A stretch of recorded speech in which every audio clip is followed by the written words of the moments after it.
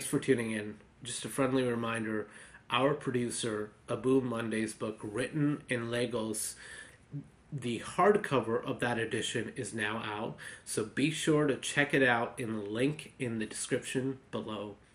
Hello, everyone. Welcome back to another episode of the Daily Wisdom Words podcast, where every week we're in conversation with people who have stories, advice, and life hacks, all of which bring you one step closer to that feeling of hope. I'm your host, Neil Chumadi, and today I'm so proud to be joined by Sara Wilder, right? Sara Wilder. She is a licensed clinical social worker, therapeutic life consultant, and several other things. We will talk about the services she offers towards the end of this episode. But yeah, first of all, welcome, Sara. How are you doing today? Thank you. I'm well, and thank you for having me. I'm honored to be here, really, because I'm just kind of starting out on putting myself out there more to talk more about mental health and reigniting that hope for sure. Yeah, that's fantastic. We're happy to be one of the early birds, so to speak, on your journey. So the topic we're going to talk about, codependency, there's so many aspects of it, as we were talking before we started this, is so many aspects, so much to bring awareness about. So we'll get into all of that. But before we do, can you get a little bit into your background and what sort of made you interested in this area of interest and to make your mission and your career and base everything around it? Yeah, so I actually didn't really know the word codependency until I started out in my professional world. But then once I was there, I was like, oh, that's me. And so I grew up, I won't go through the whole story, but I think, the why and kind of getting a good understanding of what my why was is because I was carrying so much physical weight. I'm a larger statured person, about 6 feet tall, but I got up to about 400 pounds, and I had always just been like the big girl, right? And I just was owning that persona. But underneath it, once I started just naturally kind of coming into more of my professional education and training and insights, I was like, oh, that's a thing. That's a codependency on food. That's me not coping with something. And when I had to I made multiple attempts in my life to lose weight or to, but never really to be healthier. And that was the difference for me, was because codependency, when I started to really, dig my teeth into it, for the lack of a better term, I realized it was not unnecessary. It is absolutely necessary for it to exist in our lives, but it is in imbalance very harmful to a lot of people, and not only from an individual life, but groups and systems. So my why really came down to me getting healthier, me practicing what I preach, because as a healthcare provider, what kind of credible source am I if I'm a hypocrite? Yeah. So, right. And I really had to, from my personal life, that didn't start until the last 5 years. My professional, what it looks like in terms of how I gained the insight about what codependency is, I kind of naturally became interested in the addiction population because addiction ran in my family. And when you're studying addiction and you're working with people who struggle with addiction, codependency is that term that's just kind of blaring in your face, but it is so kind of it's very difficult to conceptualize a lot, just because it's so prevalent. But then I really just realized the addiction is not what discriminates, whether it's a substance that people are using or whether it's a relationship and it stems into domestic violence, or it's a gambling problem, or a problem with money, right? And shopping. It all comes down to how we regulate ourselves. Absolutely. Yeah. So let's get into it. I think we've all heard the word, all the laymen have, but we've seen so many definitions, interpretations of it. So many people, various people are telling their stories, such as yourself. But how is codependency defined on technical terms, medical terms, or official, however you want to phrase it, official terms, how would you define codependency? So just because I don't have the true technical version, and I'm probably going to butcher it without me reading it right off the paper, I'll give you my like somewhat informal but fairly formal definition, which is a reliance on something outside of ourselves to determine worth, to determine efficacy of the individual. And so that's where, so I guess that's probably usually where I start with people. It's like anything that outside of ourselves that proves that we're more capable than just knowing that we're worth something without that thing. Does that make sense? Yeah, absolutely. And is it usually more like things or substance or something, or is it people, or is it more just balanced out? It can be both, or where's the more common area? Is it in things, substances, food, and whatnot, or more of a reliance on, say, people, and we look up to certain people and we start relying on them to get us through the day? Like, where does that balance come in, or ratio rather?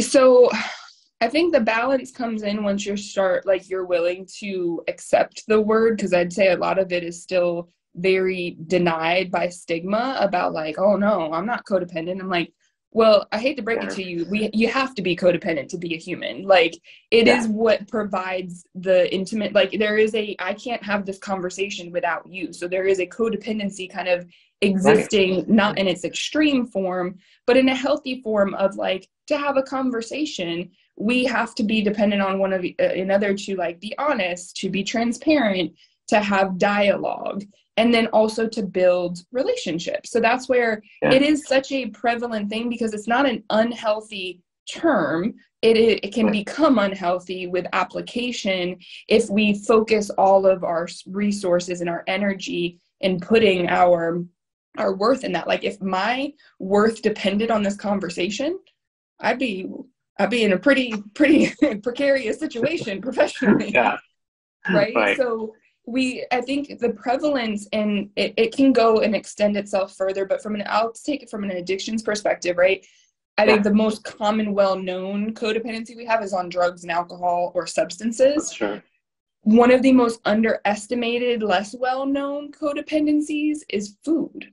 And it is most underestimated addiction. It's called a process addiction. It's in its own little category because it's considered something that you have to do in life, but that can become imbalanced. And that's where a lot of that attention to food addiction or like a dependency on food is overlooked, because it's like, well, I got to eat, so I'm just going to eat what I want. I only got one life to live. YOLO, let's do it. I'm like, totally get it, but long-term consequences, short-term, like you don't have to live restrained and in denial of it because it is going to take that much away from you.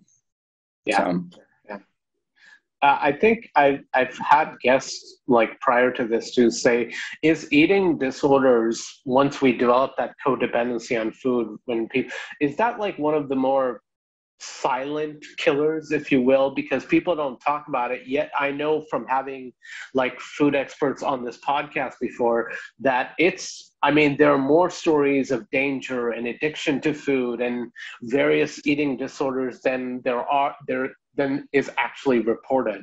That's what I keep hearing. It's like it's a silent thing. Not too many, like you mentioned, not too many people talk about it, but it's major. Absolutely. I would definitely back that in as a perspective, just because there's been such a culture, just if we get out of codependency for a minute, just from society, where like you got to suffer in silence. And this goes for men too. I think there's so much to be discovered from the perspective of men going through disordered eating, and then disordered eating and eating disorders I put everything on a spectrum in clinical world. It's like it alludes to the same thing, but they're a little bit different. And having different, it's really a matter of patterns, right? Like, and also how you respond to yourself if you eat certain foods.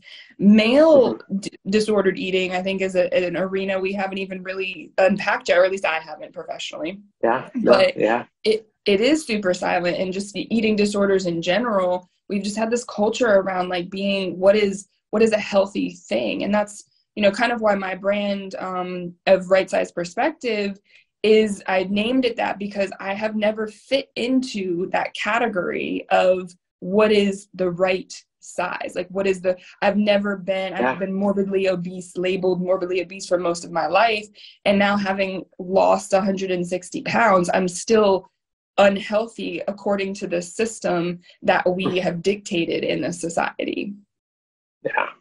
Naturally, by the way, like no medications, no surgery, not even a sweatband. Right. And that's the problem, right? Is as a society, we, like, I would imagine this is a huge issue, is we want to generalize everything. We want that one miracle cure that cures everybody, not realizing everybody has a different body type, different, you know, organs, size, the way we function, different illnesses, different sicknesses. So how in the world can we ever find that one magical solution when everybody is different? So, right. Yeah. And I think there's a solution that can have common, it will be the same solution for everyone, but it will look different still. Like, but we, for some reason, can't understand what we can't see and conceptualize right in front of us. I personally think that's finding peace. It's a little bit more complicated than just saying like, oh yeah, be peaceful. But that's what I'm working towards, is helping people break down the process of like, what does peace look like for you and at different stages? Because life is not going to just allow you to be, you know, reach enlightenment and self-actualization without a test or two. Yeah. Like, that's coming for you. Yeah, right.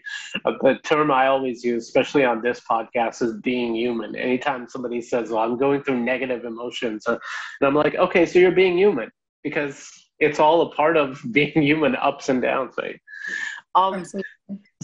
So in your experience, both from all your clients as well as your own experience and everybody you've known, can you take us to that process of how does exactly a necessity become a codependency? Like, how does that journey start? Of, like you mentioned with food, like everybody uses, well, we have to eat, of course. They use that excuse. So how does it go from, okay, something that we do every day because we need that, our body and our fuel, but then slowly start to become like overly dependent on it, and then leading to all kinds of various disorders or whatnot? Yeah. I'm sure there's probably a couple of answers here, but my go-to one is a chemical reaction. If I really break it down, it is that response, but it's like a chemical reaction and instant gratification. So as soon as let's put in the food context of like, I just love chocolate, right? As soon as you put that chocolate on your tongue, your brain has now released a chemical that is like, more. Please. Man, you may get a please, you may not. And it's just like, okay, then you take another bite, right? If you put it into the context of relationships, you get a text message from that person that you really like. Your brain is like, ooh, more. Like, and so it is a chemical reaction it's more of like chemical release, I guess, is probably a better term as well, is like your body naturally responds to the environment that it's in and that it perceives information of like what you like. That's also a good thing, because it knows like, okay, you don't like danger, so don't go towards danger, right? Like, you don't want those things. But I will say it becomes a little bit of a game, and I guess I refer to life as, try to see it as a game. It's kind of weird, messed up game, but it's more of like, you know, if you can see those as opportunities for you to be like, yo, do I really want this right now, or do I want it long term? Because the trick is that you'll be able to get what you want long term as long as you don't indulge in it right now. Right. Yeah. So yeah. Is that, would you say, like the first steps? And we'll get into a little bit about the practice and what services you offer to, in case our audience wants to check you out and sign up with you. But would you say those are like the first steps of just that light bulb moment of thinking about, okay, wait, let's stop and think, what am I doing here? And what is my goal? And what do I want? Actually, no. I don't think we really know what we want until we get a different perspective of like how we reconnect with what we Good need. point.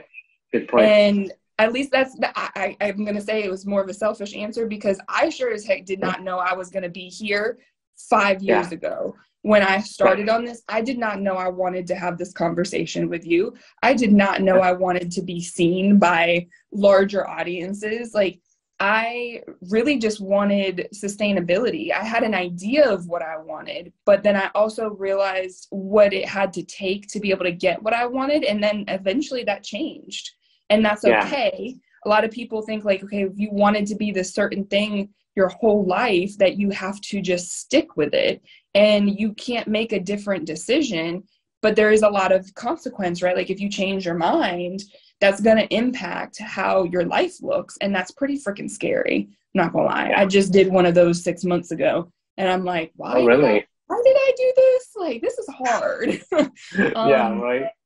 But yeah, I don't think, I speak a lot on, I think we're at a deficit. Like, it's very similar to like our national debt. Like, we are, from individual standpoints, we're in a lot of deficits chemically, that we don't really know how to make conscious decisions that are based off of the long term. And that's because we've got stress, sleep, and substances biasing everything that we really are doing these days. I know I can be stressed out real quick. That's why I spent my life trying to build my awareness of like, hey, what's going to stress me out today? So I know like when I need to start considering like calling someone to make sure I'm not thinking like that I'm thinking clearly or something like that. Serious, like you have to acknowledge that there is a problem, right? That denial is tricky. I actually just I did my own live and podcast today and spoke a little bit on the fact that we're kind of like in constant states of denial because we have not discovered the next moment yet. And so if you're not to a point where you're being sick and tired is a long process, and getting to be so sick and tired of being sick and tired is even longer sometimes. But I would say the next step would be acknowledging that there are places out there, there are people, someone like myself, there are other people that do and that you could relate to more that will help you and that are safe spaces that aren't going to be judgmental. If you perceive judgment, there's a couple things that could be going on there. It's not just, sometimes we just don't like to hear a truth that makes us uncomfortable, but sometimes it may not be the right person for you. But typically going to friends and family, like you may have a really positive support system, but they're also going through the same thing. So having in these spaces like therapy, or what I'm trying to work on now is trying to make it a place where the people you can do some of that work mostly on your own and not have such an isolative, still in a state of denial space, like kind of like I was. When I started, I was like, I'm a therapist. I don't have time to like go to therapy. So I'm going to build my time in for myself, which it worked. Not gonna lie, it worked, but did it have to take as long and did I have to do it that way? No. So I'm trying to go through my own process. That's the one thing. I started writing everything down because I was like, if I'm gonna get healthier, I'm gonna be able to tell someone how to do it. I'm going back through everything now and trying to bring out those main points of like, how can you be your own perspective? Because the whole end goal of like going to therapy is for you to not be in therapy anymore, and to build an interdependence on how do you trust yourself to make rational decisions, to make decisions that are going to get you to what you want long term, and be able to live your life not as dependent on something or someone else's insight. Right. You talk about like making points and all that, and you mentioned like how the first step, as much of a cliche as it is universally truth, is accepting the problem, which is, as you mentioned, even in 12 steps, I was interested in or keen on knowing, like, so how do we differentiate between codependency and clear-cut addiction? Like, what separates the two? I know part of it you said is that codependency, that there are also good parts of it, you know, like you mentioned, if you talk to somebody, you need to be in sync and all that. But how does a layman differentiate between the two? So I hope this is a layman's response, but it's my only one I really know, is if I were to be like, okay, what makes me be able to identify this as more of an addictive pattern, and that we start to look at consequences, where we're starting to see how problematic is this one thing causing in different areas of your life. And that's also why I encourage people to understand we got to destigmatize some things for us to truly get to a point where we understand what those consequences actually look like. But if I tried to narrow it down to where I'd said earlier, sleep, stress, and substances. If those areas of your life are things that you can check off the box, like, oh yeah, I'm stressed. Yeah, my sleep is like, I'm feeling fatigued. And you use substances is more of an indicator. They're not usually the problem. It's how we use them and when we use them. That's where addiction's gotten kind of a bad rap, but just a misconceptualized aspect of what substance use actually is. They're here for a reason. They're not to be demonized, but they do cause problems. So you're looking at, like, if your money situation's messed up, right? Like, that is an indicator of how you're using your energy and where your energy is going in a day. That is problematic. And so that's where addiction's really kind of it's technically not a clinical term. If you look at the DSM, we look at substance use disorders. So it's a disordered pattern, and it causes consequences. And then I won't go on a tangent, but diagnoses that's not treatment by any means. That is one aspect of the process. And so an addictive pattern, and really, if it makes you feel like a piece of crap, then you probably want to take a look at it. Because you're not supposed to feel that way. It's not supposed to be that stressful, and it's not supposed to make you feel less than as a human being in this world. Right.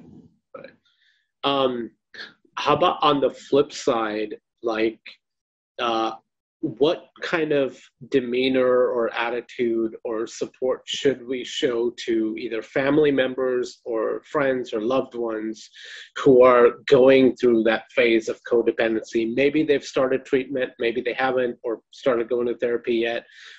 What should we do as the outsiders looking in? How do we support them? Like, I know one of them, obviously, like you mentioned earlier, being non-judgmental, first of all, but how do we take it from there? Sorry, my cat apparently wants to be on camera today. No, we've had lots of cats on here before, so. So this is TJ. He's been my biggest mirror of all, because I don't have human children, so you see your patterns in the things that stay around you. So how should you approach a family member being a support system? I would say first, I just want to go ahead and empathize with anyone who is, because it is very challenging to be a bystander in a situation where you don't have any control, you care and love for someone that you literally see hurting themselves as the minutes tick by. That's part of the reason why I have not had my own children yet, just because I was like, yeah, that's a degree of stress I'm not really willing to enter into my life right now. So, but what do you do? My first thing is try to find as much compassion as you're capable of, because you're going to be it's a stressful process to begin with, and finding a way to understand by using compassion will help diffuse your own reaction to the process, because that's the hardest thing, I think, as a support system, is not becoming first of all, there's codependency in most of those support systems that already exist that you don't want to like fall into even more.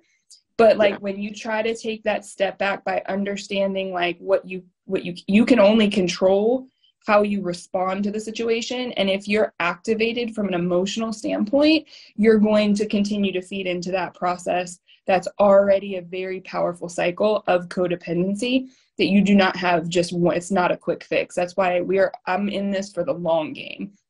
my health and my addressing my codependencies was because I needed to be able to sustain in this profession, given that I am usually the person that people come to for support in trying to grapple with that cycle going on.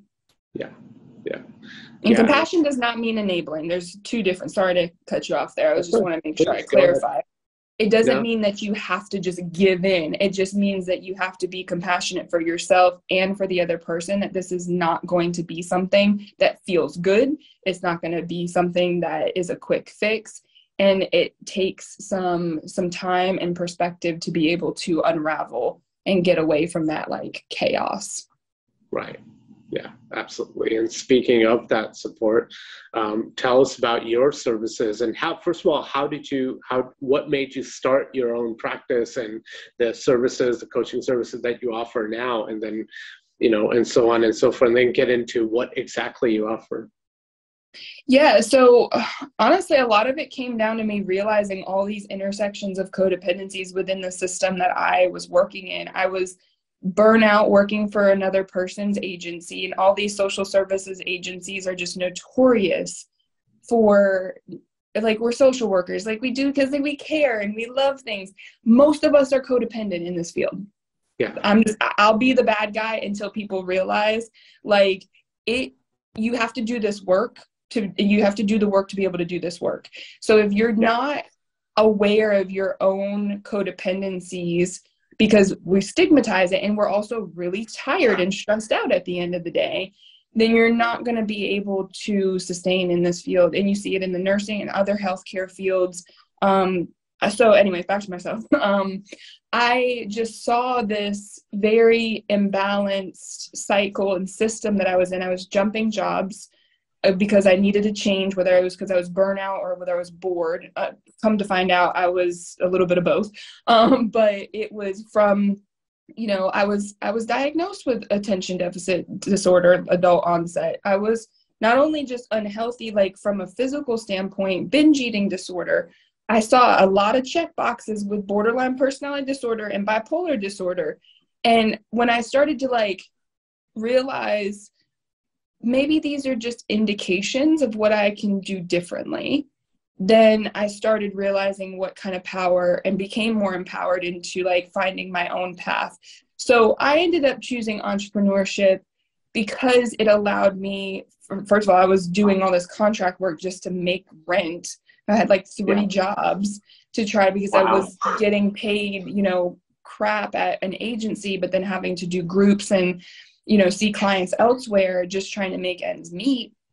And I was like, you know what, if I'm gonna work hard, I'm gonna work hard for myself, because I'd rather just put up with my own bullshit. Excuse me, I don't know if I can cuss here, but I cuss in general. So I'm just gonna put up with my own first and then see what happens. And then I kind of got, to be honest with you, I got a little spoiled. I'm like, well, if I can make this work and I can pay my bills and make more money that's not caught up in other systems that are just traditional, like the old system's there for a reason. I'm not going to tear it down, but it is crumbling, healthcare system, especially since COVID.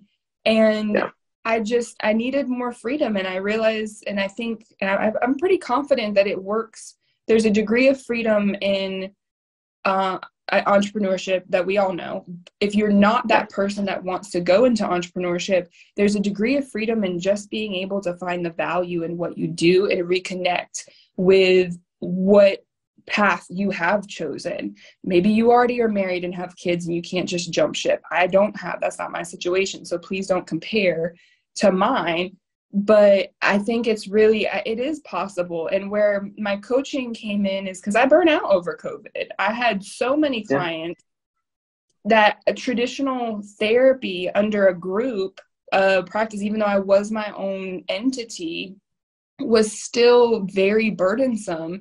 And I had to find, and I'm still in this process now, but we're always in a process, right? So I'm, seeing clients from, that are still attached to the old system with healthcare and insurance, but I also want to be able to have, and make it more reasonable of an investment for people who don't have insurance, or if sometimes insurance is like, I have a catastrophe plan, like my deductible is so high that if I go to my therapist, I'm paying out of pocket regardless, and trying to make therapy reasonable for people to pay out of pocket just the same, for the same amount of like you probably spend on eating out, or getting iced coffee in a month. You can get the guidance and the insight that you would get if you had health insurance. Right. And what is it called again?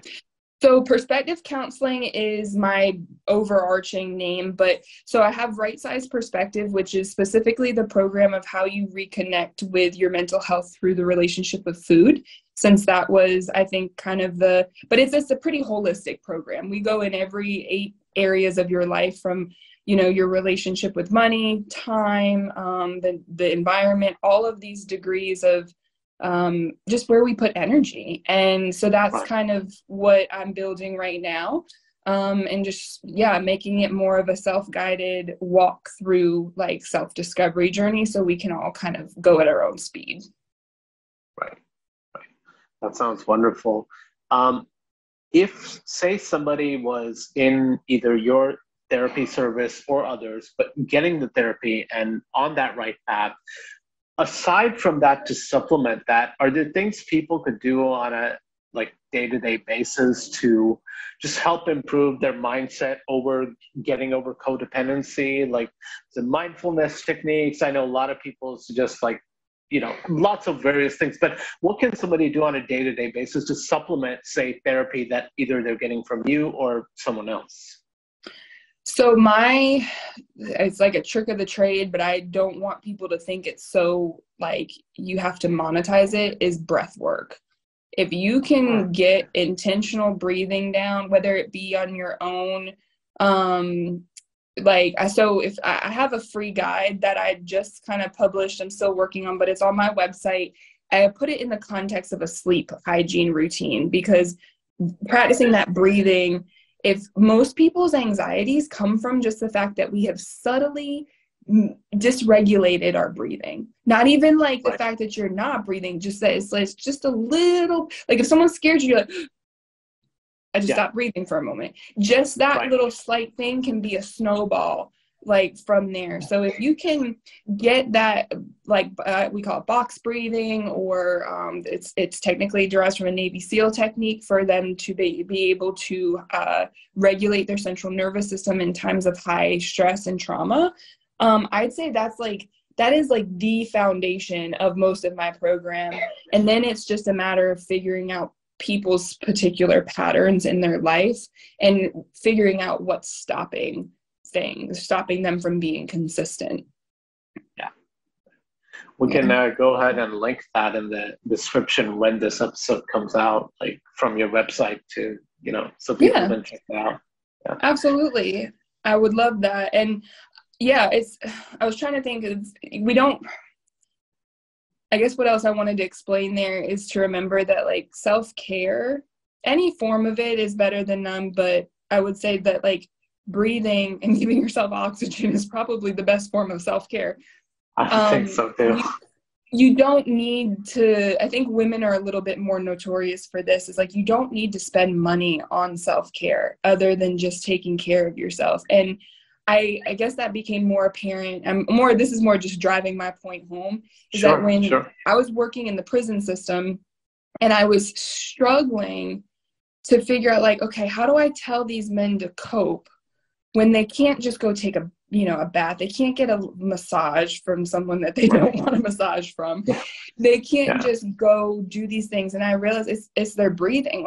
All of them are all the stress. And I was if you can get this down, and all they got is time to use in there. And most of them really, it made such a difference from just learning how their natural breathing pattern, and it goes everywhere with you.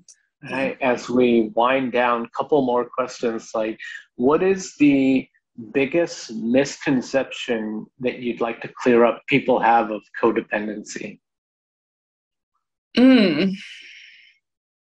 I think we already covered most of it, but to be more direct, is that it's not a bad thing.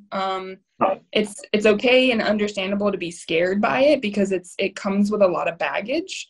but it's not a bad thing. I'll reiterate is that it's necessary for us to depend on each other, to coexist, it is the crux of all relationships, and healthy relationships at that. But relationships become unhealthy when we deny the existence of the other party. So it really is, it's not a bad thing. We need to talk about it so you can realize how empowering it actually is to be able to acknowledge and accept that in our lives. Yeah. All right. This is a question we always ask this to every guest who's been through some kind of a journey of their own, no matter where that leads them to, is that if you, the present Sarah, could say something to the other younger Sarah when you had just discovered your issues of codependency and when you were struggling, what would you say in terms of hope, and what message would you give her if you could? So many, but the first thing is keep it simple, Sarah. Keep it simple. I had this lovely habit of and I still sometimes do it. I'm like, we complicate things, and it's not supposed to be that stressful. So stress is your indicator that it's you're hitting the bumper of pay attention. It's like the check engine light. And it just kind of to redirect me back into okay, what is the least path of resistance? But there's not it's going to have some resistance, but just to keep it simple. Yeah. Perfect. Yeah. Wow. Wonderful conversation, Sarah. This has been such an informative episode that, it was a pleasure doing this. Thank you so much for joining me today. It was. I love good conversations like this. And that's the best part is we've never met each other before. So it's just knowing that these conversations can exist without awkwardness. You don't need to have all these you don't need to vet people to just have natural, transparent, honest conversations. Yeah. I think it also helps if there's a similar mission, like on this podcast, it's to clear up, give awareness of any and every mental health issue out there, variety of them. And you, of course, do the same with a more specific area in your practice, obviously, but nevertheless, the goal is the same, right? To create that hope and awareness. And when we find those similar goals, I think it becomes just so much more organic and more exciting. Yeah. To think it was just the vegetables that get to benefit from organic, we can do as humans too. We can have organic conversations and relationships. So, Absolutely. Well, thank you, Neil. It was a pleasure. Thank you.